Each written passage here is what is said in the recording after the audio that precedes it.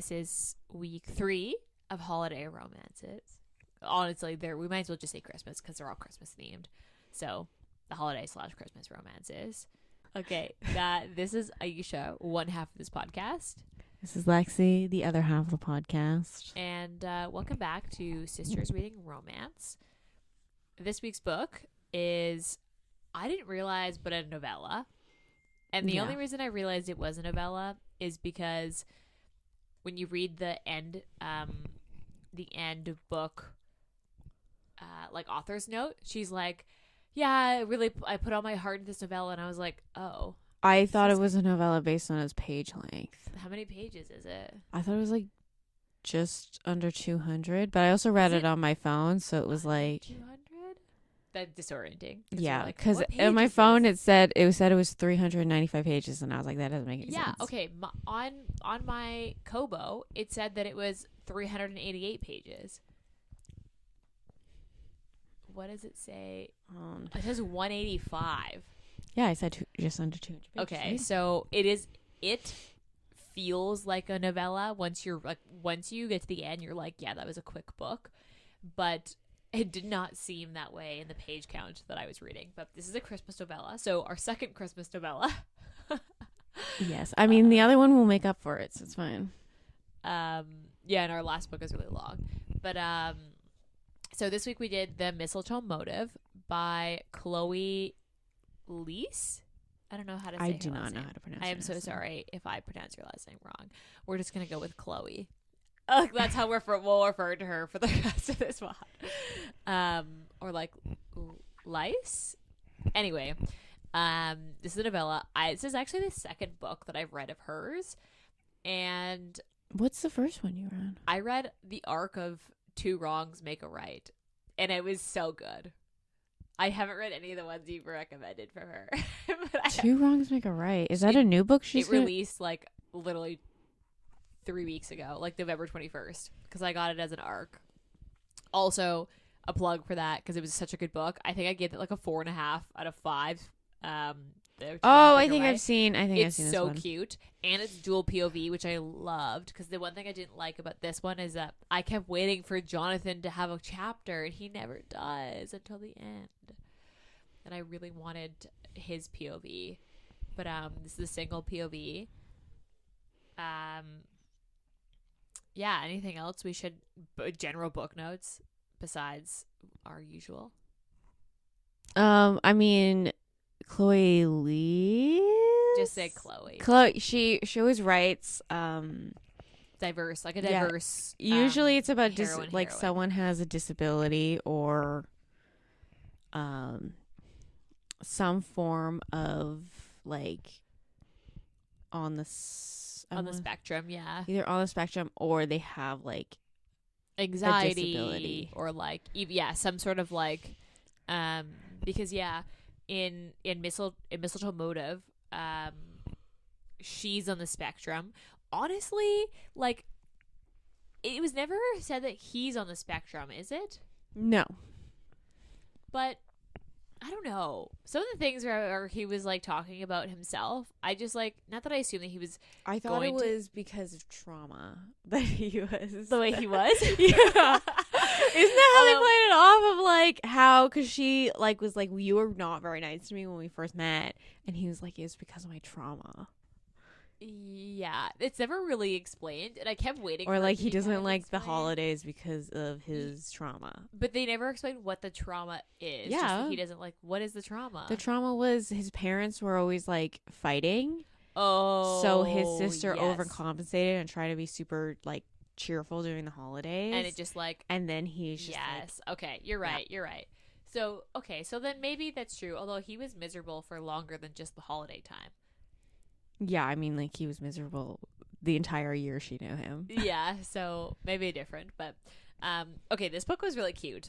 I liked it. I mean, all her books are really cute. Yeah, this is you only should really read the Bergman Brothers series. Well, technically, there's 2 sisters, so I don't think they're going to be brothers. It's like, it shouldn't be called the Bergman Brothers. It should just be called the Bergman Family. I think it's what it's listed on as I thought it was called the Bergman Brothers series. Anyway, this is not part of any series. Although I would have loved books on her friends, because I honestly thought, if I didn't realize how, because this came out last year, if I didn't realize how long ago this came out, I would have assumed that it was like introducing maybe like June. That's what I thought for too. For another one of novel. her books. Yeah. But it came out last year, and she already came out with another Bergman brother book.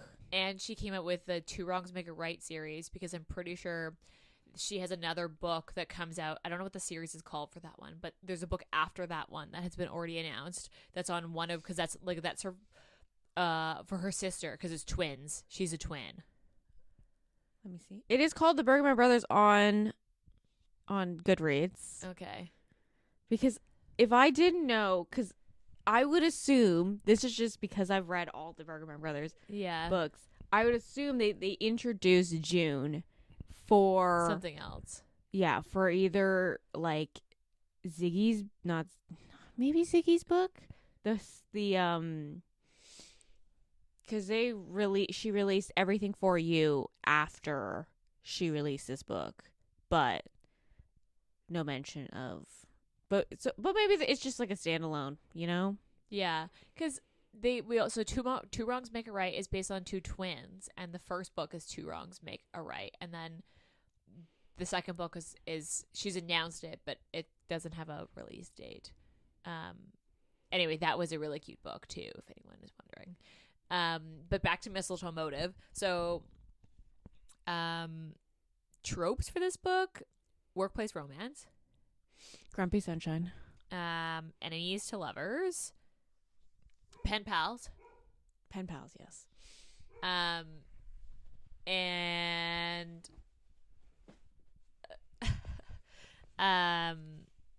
neurodivergent heroine. I don't know if that's like considered a. I don't want to consider that a trope, but because yeah, I don't want to consider that a trope, but it is like I would consider it a tag. Yeah, okay, yeah, that's a better way to put it, like a tag on this book. But the other ones are tropes. Pen pals, I consider a trope. I don't know. Can you think of any other ones? Those are the big ones that I had come up with. Besides, like, holiday romance as like another one. I think that's it. Yeah, that's like the only other one that I had in this. Trigger warning. I can't think of anything that would have been a trigger warning in this book. I can't think of anything either. Goodreads rating. I honestly wasn't sure what I was anticipating, but because it's like a 3.95, right? Yeah, with just over 9,000 ratings. I believe that. See, I find 9,000 ratings seems low to me, but I guess this is a Christmas But romance. this is also like it's only available. Like you can either buy the because it was a Kobo exclusive last year, right? So you can only buy it like through the Kobo. Oh. Or this year she released the physical copy on Amazon, so you could buy the physical copy through Amazon, but you cannot buy a Kindle edition. Because we got it from the library, and the reason the library has it is because it's Kobo. Libby is a Kobo. So I think partner. It's like in the States, I think it's Barnes and Nobles, and then here it's Indigo. And you can only purchase it through them. Oh, okay, I didn't know that. So. That's why I didn't read it last year. I guess that makes sense then for that many ratings, because I was like, for Christmas romance, I guess that does make sense for it to be 10,000 because you only read it during Christmas. Like this book takes place between basically 1st of December through to like just before New Year's. Yeah, it's like Boxing Day. Boxing Day is the day it ends. So, although like realistically, besides the fact that the year is ending, I guess that the fact that she loves Christmas, like if Christmas didn't exist, this book could still be taken. I full on thought, like I was like, if you just put a different season in it, that you could have just like plucked Christmas out and put like a summer, like made it summer, or made it like Valentine's Day, or made it like springtime. It could be anything. Like you could like you can like cut and paste whatever Christmas holiday you wanted. It didn't like necessarily. It didn't like change it didn't have impact on the story at all. It was just a setting. It was just a setting. I agree. Like the fact that it was Christmas didn't make this like it didn't impact the story besides the fact that it was like the year ending and the end of like a fiscal year for them to like make sales. Otherwise, like it didn't like you could have put this as a summer romance and had September 1st being the like end date, and it would have worked just fine. So I mean, so yes, Christmas romance, but like if you're someone who like isn't a fan of Christmas, this story would still be really good for you because it doesn't necessarily like envelop Christmas spirit. Yeah. Besides her like love of peppermint hot chocolates. Yes. Yeah, peppermint mochas basically. Okay. Yeah, single POV, and then the characters are Gabriella and Jonathan. First of all, I love the fact Jonathan Frost that they called each other by their full names. It was never John or it was never Gabby. It was Gabriella and Jonathan. Like it was never. I loved that. I think if like because I think she probably started that just like spite him a little. Yeah, and then I think if she introduced herself as Gabby, he would have probably called her Gabby because like once her friends called her Gabby, he started calling her that. But most of I would say it was 50-50. Sometimes he'd say Gabriella, sometimes he'd say Gabby. Yeah. And a lot of the times it was Gabriella. He had to definitely put his like mind to calling her Gabriella though. Because I liked it that they called each other Jonathan and Gabriella. Like I just thought that was so like I just really liked or like it as their she dynamic. called him like Mr. Frost a lot. Then again, like if I had a last name Frost at Christmas, like I would also be doing that. So. He probably fucking hates that. Probably. Because he hates Christmas. So I'd say, yeah. And probably everyone was like, oh my God, that's Christmassy last name. Do you love Christmas? Like, and he's like, I fucking hate Christmas. Yeah. Probably just like irks him every time. They both, like, there was never a, like, oh, this is how old they are. I assumed both of them late 20s. And she had mentioned that she had finished her degree. Yeah. And that, like, she had started full time with them post her finishing her school. And she'd been at the school, or at the bookstore for about 6 years. So she started her, I don't think she started freshman. I think she started like junior or sophomore year. Yeah. So that she must be like. So she must be at least late 20s. Like I'd I'd say 25 to 27. I would even say maybe. Yeah, I guess that's. Yeah, I would say definitely late 20s for because sure. you also have to keep in mind like her roommates are like working full time. So he is like her roommate Eli is a professional like he's a therapist. He's a child therapist at the hospital, and then her other in order to like doctor? She's a nurse, I think.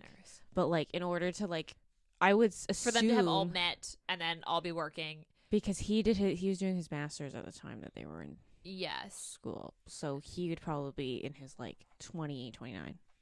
Because Jonathan, I assumed was slightly older than her, just based on like I don't know, demeanor maybe. Like there was never really stated. Well, but he was best friends with Eli's boyfriend. I guess who maybe went to school with Jonathan, but they never actually like explicitly said that like how old they were, how old anybody was. Yeah, I just assumed that he was like a year or two older than her, but like not much. But so I just assumed. But like basically the book starts off with like them just being like generally enemies. Okay. By the third chapter, I was like basically like, yes, fresh scent of pining hero. This is what I wanted. I like he was with like their 100% pining. Like he was 100% pining. And the thing is like throughout the book, I was kind of getting frustrated with Gabby because. Like, she just didn't get it. And I understand that, like, that's the point. Reading social, like, cues and stuff is not her forte. But I think he has done, like, he said, and, like, his actions besides, like, social, like cues and like, stuff, like kind of showcase that he wasn't really against her. Yeah. But I also, like, because I was just getting, like, there was, like, a point in the book that I was just getting really frustrated with her because I was, like, she kind of acted, like, she was acting immature at some points. And I was just, like, okay, like. Chill. Yeah. I was, it was just, like. When the book competition came out, when she was like, hey, let's like the person who sells the most books by the end of the year gets to stay and the other person has to quit, I was like, that's a little dramatic. Yeah, I think she really like doubled down on those like the competition. It was like, you got to take it to extreme or you got to do nothing at all. Yeah. Okay, let me just read the back of the book because I realized that we did not do that yet, and that's always something that we do. Oops. Oh, this is longer than I expected. Okay. He loathes the holidays. She loves them. She's full of festive cheer. He's brimming with bah humbugs. Besides unreasonably seasonable names, the only thing Jonathan Frost and Gabriella Di Natale, I think is how you say it, have in common is a healthy dose of mutual contempt. Well, that and the same place of employment at the city's most beloved independent bookstore, Bailey's Bookshop. But when the store's owners confess its dire financial state, Jonathan and Gabby discover another unfortunate commonality, the imminent threat of unemployment. With the Bailey's request to minimize expenses, win new customers, and make record sales dancing in their heads, Jonathan and Gabby conclude, bearing a financial Christmas miracle, one of them will soon be cut from the payroll. Neither are willing to step down from their position, so they will strike a bargain. Whoever has more sales in December gets to stay on in the new year. The loser will resign. With a lifetime's worth of festive tricks up her sleeve, Gabby should easily outsell her nemesis, except the unreadable Mr. Frost's every move seems purely designed to throw her off her game. As if that wasn't bad enough, Gabby's deceptive ex won't quit pursuing her, and her anonymous online friend suggests they take a break. Worst of all, as the pressure mounts to save the bookshop and her job, Gabby meets a new, tender side of Jonathan. Is this the same man she's called her cold-hearted enemy? Maybe he's got a motive she just can't figure out. Or maybe Jonathan Frost isn't as chilly as she once thought. Maybe Jonathan and Gabby already know and love each other in ways they never thought possible. That was really long. That was really long. I got out of breath there for a second. I mean, it's accurate, though. It's accurate because it tells you the entirety of the book. But not enough that it gives away some of the key things. I mean, because I honestly didn't read the back of the book. I did. I picked this book. So I didn't know the pen pal thing, but then when she started talking to Mr. Reddit, I was like, oh, that's him. Okay. So it was in the first, let's say 5 chapters. So my first thought after chapter 3 was, I love a pining hero. Thank God for that. Because Jonathan 100% pines, and it's pretty distinguished off the bat. After the first few chapters of them together, you can pick it out that he obviously likes her and is really flustered about how to deal with it. And then when she starts talking about Mr. Reddit, I was like, oh my God, this is a Christmas version of You've Got Mail, one of my favorite movies. And I was like, this book's gonna slap. And it does. I mean, if it was You Got Mail, it would have been Trey as the main hero instead of Jonathan. Yeah, but it's still a very You've Got Mail vibes. You got it. I guess now that you've said it, I guess, but I guess. Come on here. Someone else needs to help me out. Someone needs to read this book and email us or Instagram us that this has got You've Got Mail vibes, because it does. I mean, I guess it's You Got Mail vibes, but when I was reading it, I didn't think that. Well, it wasn't a thing that came up in my head. But I also don't think of You Got Mail that very often. So apparently I do. So okay then. That was pretty accurate. I mean, the book starts off with them basically fighting all the time. And then you can tell pretty quick off the bat that he likes her and she just does not see it. She's super oblivious. Yeah.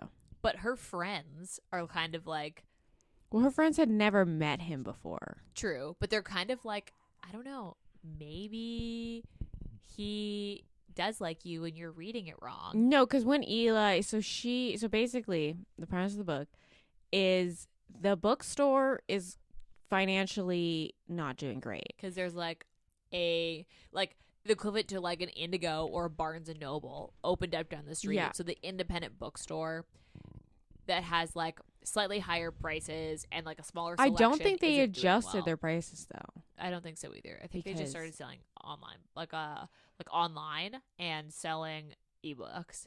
Because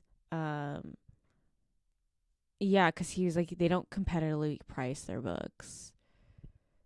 Okay, this is like a side note. One thing that did frustrate me is the fact that they're co-managers.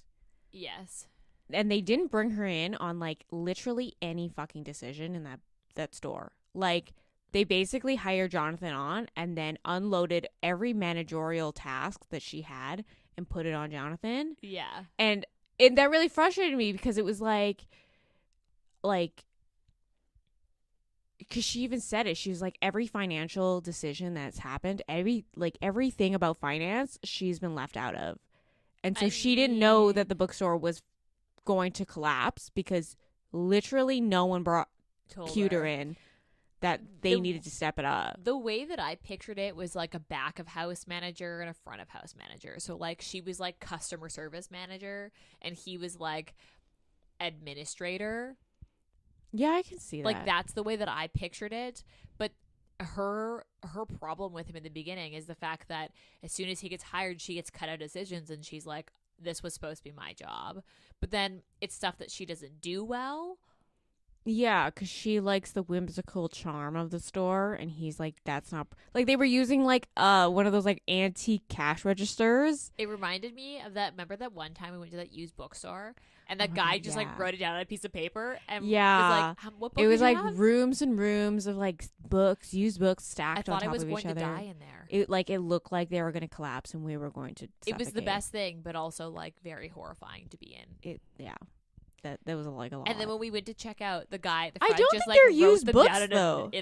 No, they're not. But like the way that I like pictured it was very old school. But I mean, I don't know. Like, I think that like she also maybe didn't say like, "Hey," and like didn't say anything. She just kind of like hated on him for it. Like that was the vibe that I got, that she never really said anything to them about it. She just like hated on him. It's just established that the bosses are not great bosses, which is why their business might be going under a little bit. They were just seem very stuck in the old ways, which is like kind of also like what they say. They stated that they were like, but like basically, she comes up with this like, if I outsell you, you have to quit. Which is I was so like, fucking that was stupid. So dramatic. Which is so stupid like because very, at the end of the day, the problem is between her and Jonathan, I think they would have kept Jonathan on over Gabby. Because she has like, she brings like the like personal touches. She basically manages the actual like customers and like making the store look nice and like making the shelves in the correct order, like that kind of stuff. But like at the end of the day, he was doing more like bookkeeping wise to keep the store running. Where like if all the back end, because the website was working. Yeah, they didn't want to. Obviously, the owners didn't want to do that. So at the end of the day, they probably would have let Abby go if over. It had come. Or just closed altogether. That's why I was like, that is the most impractical bet ever. Because like I don't know what Gabby was like thinking she was going to get out of the bet. She was thinking that if Jonathan surrendered, then she wouldn't have to like, it wasn't, then nobody would have to be fired if one of them surrendered. So it was like this, like, it's better if one of us like quits before we get fired. That was the sense that I got. So she was like basically like, and then it also gave her like okay, I didn't get fired, I quit because I lost. Do you know what I mean? Like it ended up being like a bit of a cop out to like just be more like digestible in her brain. I guess was the way that I got that bet came from. Because like it was a little like extreme, but I got it as like, yeah, it was more digestible to be like, well, I didn't cause him to get fired, he quit.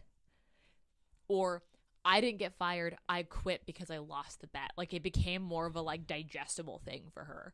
That was what I got. Because she makes up this bed, and he's like clearly kind of upset because he's like, I don't hate you. Like, why do you keep telling me I hate you and I don't?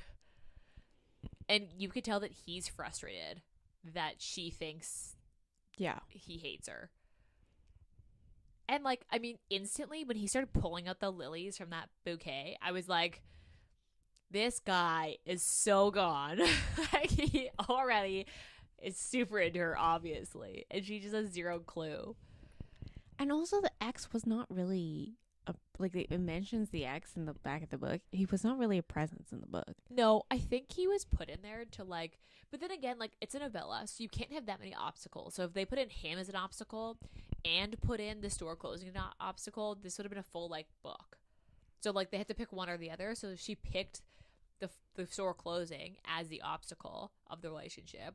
And then I think that Trey, like, the ex was put in for the sake of explaining why Gabby is, like, hard to trust. Like, why she keeps seeing Jonathan's actions with ulterior motives. Like, that was the way that I, like, the function of Trey was to have Gabby second guessing herself when Jonathan was nice. Because she was like, well, Trey was nice, and then he ended up basically trying to use me to get the bookstore to either close or sell. I guess. It had a purpose, in my opinion. It had a purpose, but also it was like... Although he seemed, like, really fucking creepy.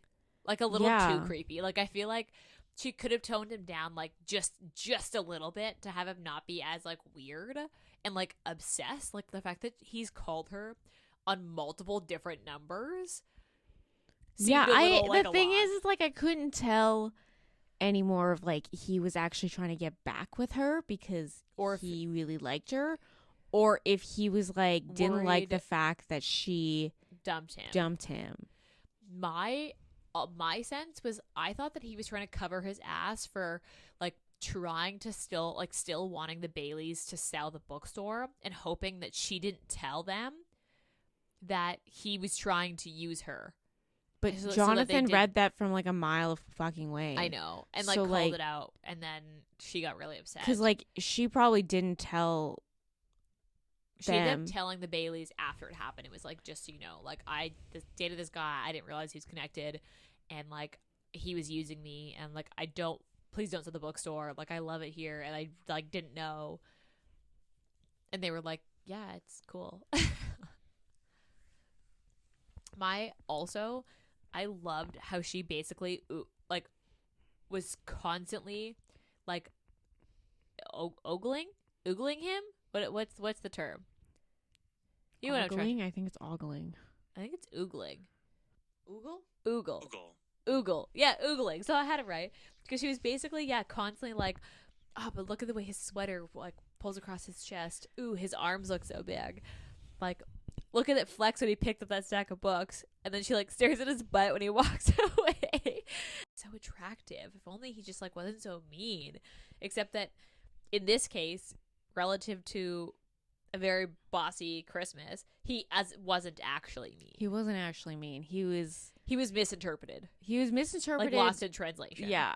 By, like, her not reading social cues. And also, so it turns out he's a type 1 diabetic. Yeah. So he has, like, when his blood sugar is really low, he gets like really hangry. He gets, like, really moody and like can't, like, basically mentally keep up with conversations. So he kind of just, like, leaves. I gotta go, and he'll just, like, leave and have a snack.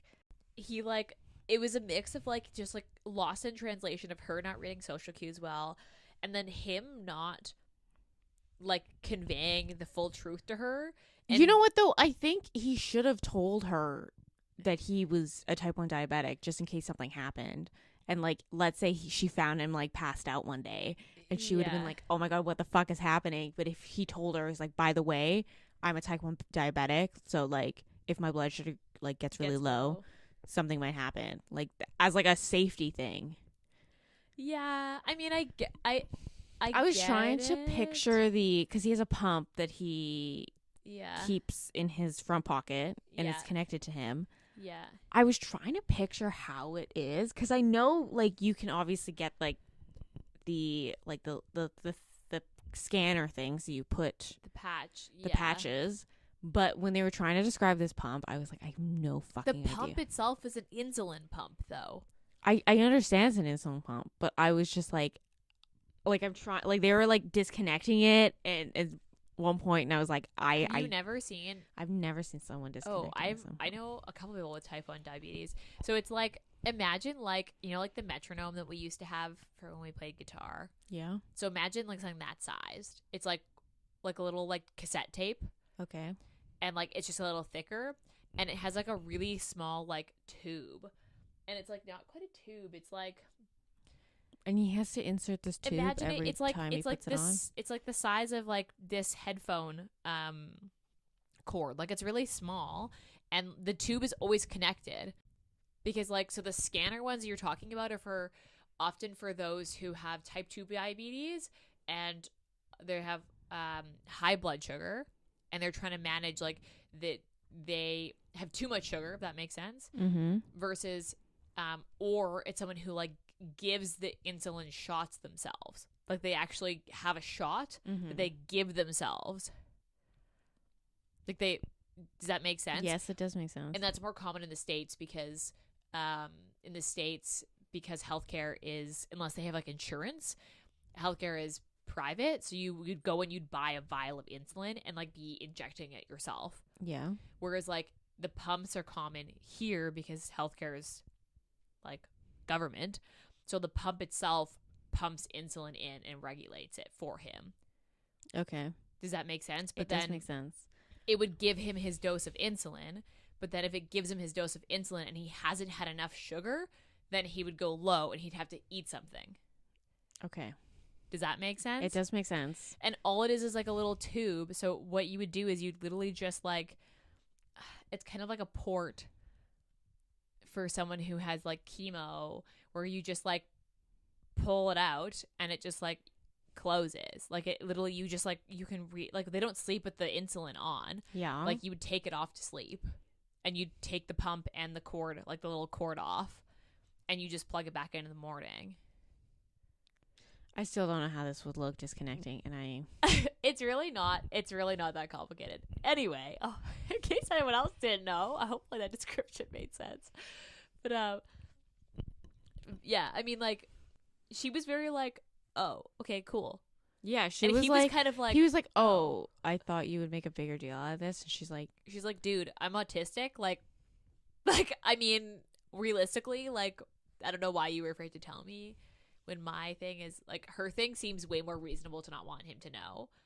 Mm-hmm. Because she was worried of telling him, and I think that's totally fair. His diabetes thing, like, I don't know why he didn't want to say it.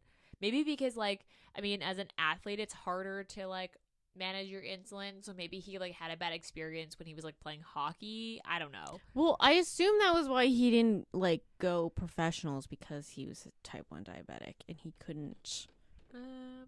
Yeah, I don't know about that. I don't know anybody who's a diabetic. I know like high performing athletes that are diabetics, but not like hockey. Yeah, that was kind of weird. But like, basically, her friends convince her to do a truce and be like, maybe you should just like be nice to him. Like, maybe he's like actually really nice.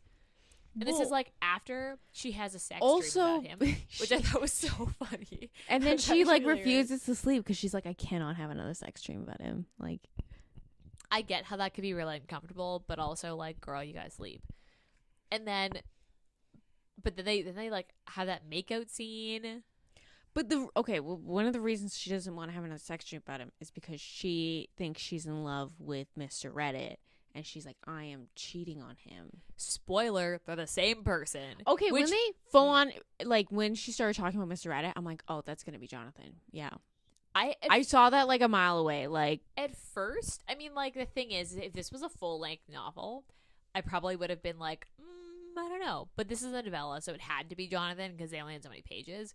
But if you didn't realize it was him, if you didn't realize it was him when he picked up that book in the store, and she was like, that's my favorite book.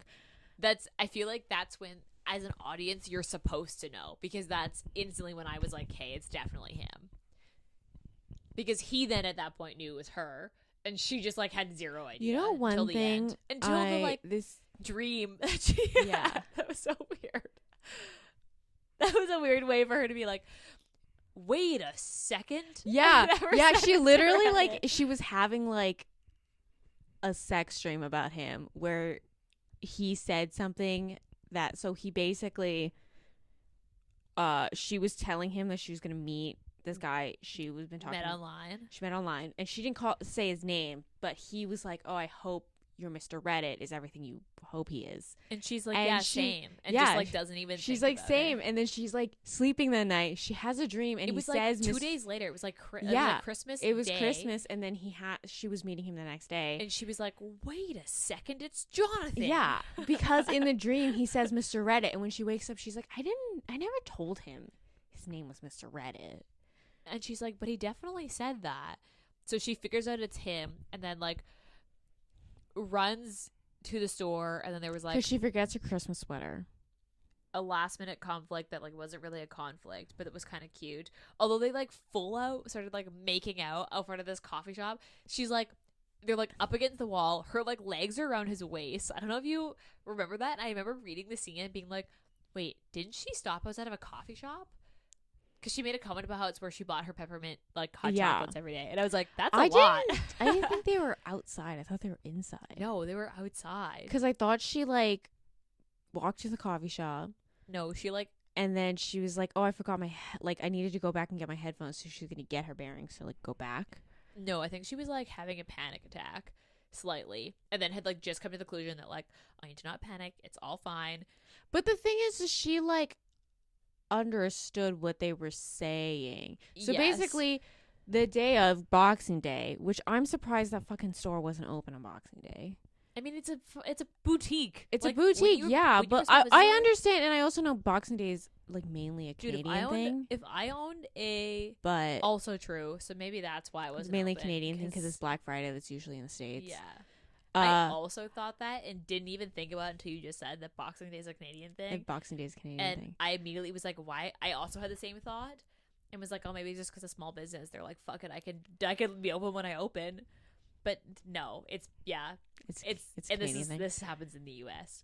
So there you go. Because like she goes back to the store to get her Christmas sweater because they were joking about how when she meets this Mr. Reddit, she should just go like all out, like full extreme Christmassy version of her. So if he couldn't accept the full Christmassy version of her, then he wasn't worth it. Her. Yeah. So she was like, I'm going to wear my most tacky Christmas sweater that like lights up. And she left it at the store. So when she's at the store picking it up, she overhears them talking about how like they did something for the store that they haven't told her about. And he thinks she's going to be mad about it. But it's for the good of the store. It ends up being like an ebook store. So he like basically created an online store to sell books online and to sell ebooks online. And she was like, I don't know why you're upset. Like, why do you? Yeah, he was like, yeah. She's like, okay. I think he was just because she was upset by literally everything else that he had done. That he was just like bracing. In general, that she was gonna like just hate him. Yeah, agreed. I mean, like, not much actually happens in this book. A lot of it was like off page. Like when they skipped ahead, so they did the truce. And then they skipped ahead like 11 days. And I was like, so we're just not going to see those 11 days? Yeah, basically skips ahead to the Christmas Eve. Yeah, and then she talks about how they're like, they're friendly through those 11 days. And I'm like, you know what would have been great? I actually get to see that. That'd be nice. This is a novella, though. If it was a full-length novel, we obviously would have gotten those 11 days. Yeah, or a couple of them. But like... This is a novella, It's a novella, I understand. But like...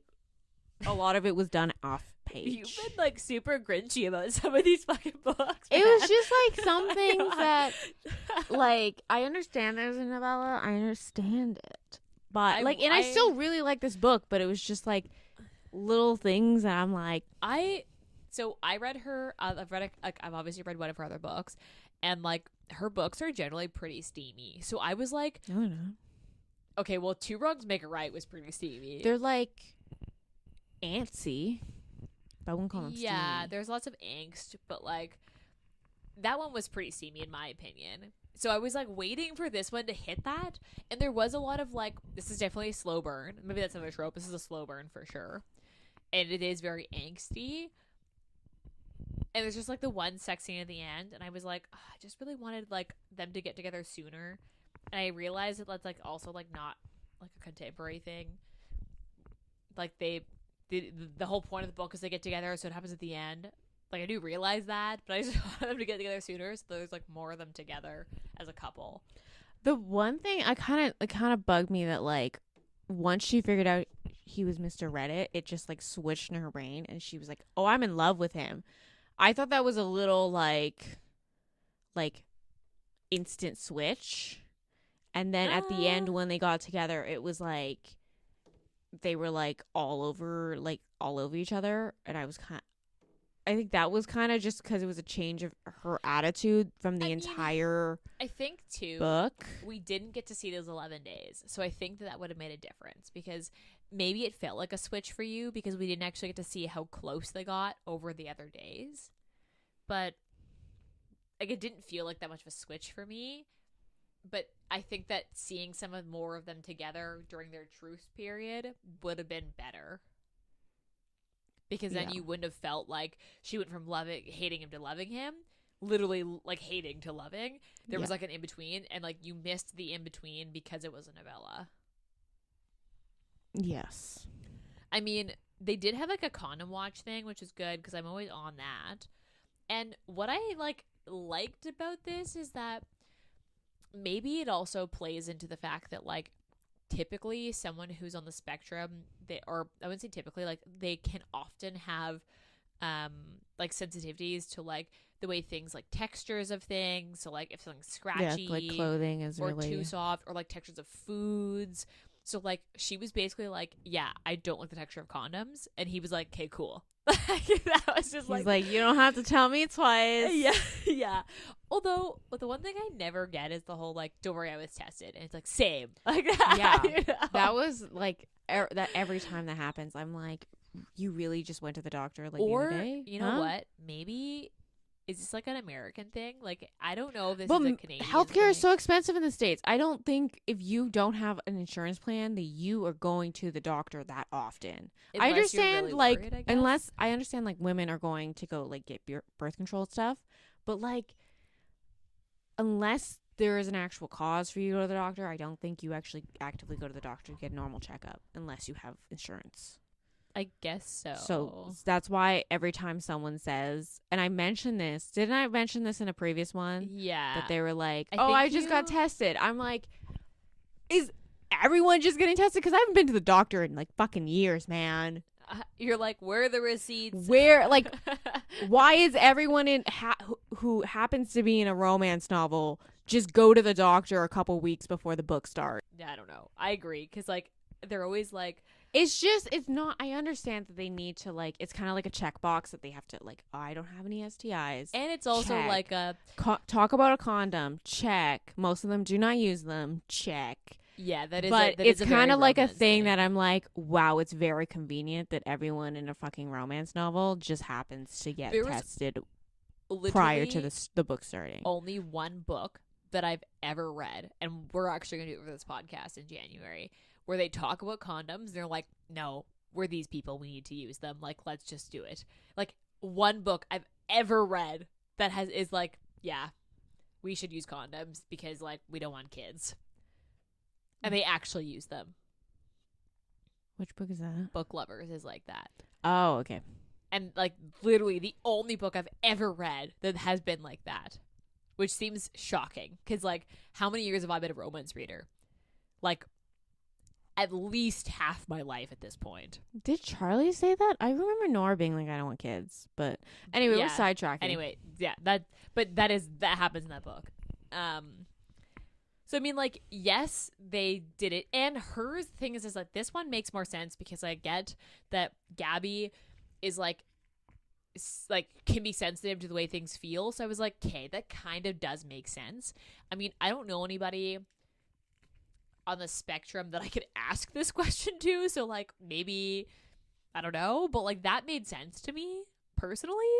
Well, the thing is like when she said that, because I've read her other books, and Is that also the case? in the second book, she is on the spectrum, and she has a sensitivity to clothing textures, Yeah. and then also the hero's sister was just realizing that she was on the spectrum, so then think she would be wearing like men's clothing because nothing.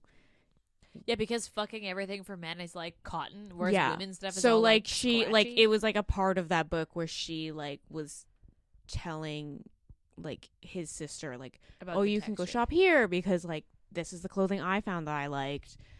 Okay. It was like that, and that's like literally when she said that I was like I know it simply because I read her other books. Yeah, but like so the two wrongs make a right.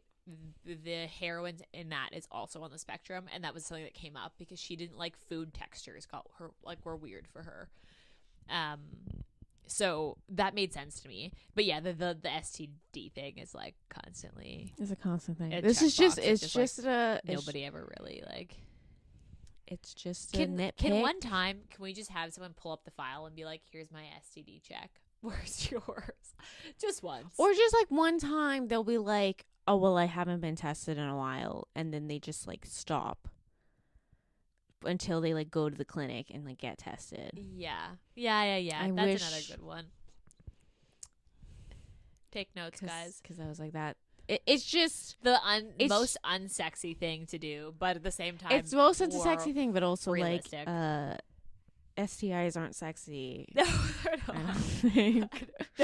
You don't think they're not? I don't think they're not.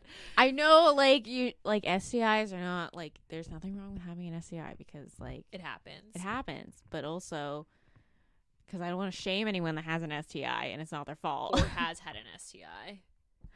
But I don't think STIs are sexy. They're not. Yeah, I would agree with that. Okay. Back on track. I don't know why this is something that I really like, but I like when the books have the title of the book mentioned somewhere in the book. Yeah. I love when that happens. And this had the title mentioned in the book, and I was like, yeah. I don't know what it is about why I like that, but I did notice the cover. She's on a little ladder, and that's not in the book until the epilogue. Yeah, okay. Because I was like, what? Because I was a random thing to know. It was a random thing, but literally when he said, "Oh, I made her a rolling ladder," because that was like always a dream of hers, I was like, "Oh, so like the cover of the book." Yes, that's cute though. The epilogue was cute. The epilogue was in his POV. And it was like 10 years. Do they have kids? They never mentioned that. They never mentioned. I don't think they have kids. But it's also like, she'd be like, what, mid-30s? Yeah. I guess that's not, like, doesn't necessarily have to be that much longer. Although they're married at that point in the epilogue. Yeah, the epilogue's cute. I mean, like, overall, I would reread this as, like, a Christmas book, I think. Or, like, I, like, enjoyed it. Like, the things I was saying, I'm not, it doesn't, like, cancel out me like not liking the book. It was just little things that bugged me about it. Because this is a book that I probably would read in that in between of Christmas and New Year's. This isn't a pre-Christmas book. This is like in between Christmas and New Year's. I don't know why that is, but that's the way I picture rereading this. I'd probably just read this sometime December. What was your rating? I'm curious. I put it as a 4. Interesting. What would you put it as if you could get half stars on Goodreads? Would you still put it as a 4? Yeah. Interesting. So at first I was gonna give it a 3.5, and then I was like, but I gave it a 3.5 because it left me wanting. Like I kept being like, I wish this book was longer, but I realized that it's a novella, and that's not something that I can change. So for what it is, like in its like 180 pages. It's a 4. I just like it was so good that I wish the book was longer, if that makes sense. Like I wish I got those 11 days in between. Yeah. So like, yeah, I would say a 4. I just put it as a 4 because it was like I enjoyed it. I had a good time reading it, but it's not like it's not like a 5 is literally like something I literally can't stop thinking about, and like I get like such a big book hanger, and I go to it back again and again and again.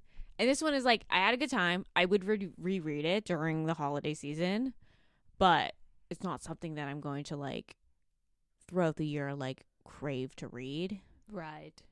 I mean, you either hate a book or love a book. There's no in between. There's like zero. I'm very indifferent about books too, so sometimes I'm just like 4. Yeah, I had a good time. That's it.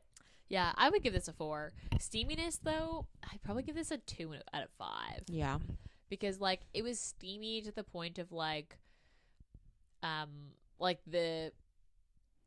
was, like, a couple really good scenes where they, like, made out, and it was very angsty, which I liked. And I don't think it was that angsty. I thought it kind of was. It was definitely a slow burn, and the sex scene at the end was good, so I would say 2 out of 5. Would I recommend this? I mean, yeah. Like, I would say for a Christmas romance, yeah, definitely recommend. Even if you're not someone who likes Christmas, I would still read this because it's actually not that, like, Christmas exploded on it. Mm-hmm. Like, it's not like Christmas exploded on the page. It's like Christmas is the setting, but it could be anywhere. And I think that even if you don't like Christmas, you'd enjoy this book. Yeah. Also, like, I love this author. I've read 2 of her books, and like I just haven't had time to go back and read other books of hers because we've also been reading for the pod, which like limits sometimes what I can live in my free time. I just want you guys to know that I have suggested for a while. I know the Bergman Brothers books to her for a while, and every time she's like, "No, I don't feel like reading that." Well, okay, so also read 2 Wrongs Make a Right. It just came out like on the 21st of November, so you don't have time to read the Bergman Brothers, but you have time to read 2 Wrongs Make a Right. It was good. Anyway, also look at that one because I'd recommend that one. Apparently, we would recommend a lot of Chloe. I want to say Liese, but there's no A in it, so I would say Liese. But I think she's Swedish. Anyway, read them. It's good. This book is good. I would recommend. Any final thoughts before we go? I'm trying to look at my notes to see if I missed anything, but no, I think that's everything. All right. Our next book, which I think is honestly the most Christmassy of them all, comes out after Christmas. It comes out on I know. After I finished reading this book, I was like, damn, we should have read it. We should have read it first. But it's so long. But we haven't. So Love Light Farms is our next book. It is all over Instagram and like Twitter and like Book Talk. So I'm excited because I've heard so many good reviews of it, but haven't read it yet. So listen after Christmas because that's what's coming out. I don't think we'll have a bonus episode. Maybe we will. Maybe we'll have a bonus episode come out. We'll see how we feel. We see how much time we get on the holiday period. But either way, but we will be back in your ears on the 27th. Have a happy holiday. Bye.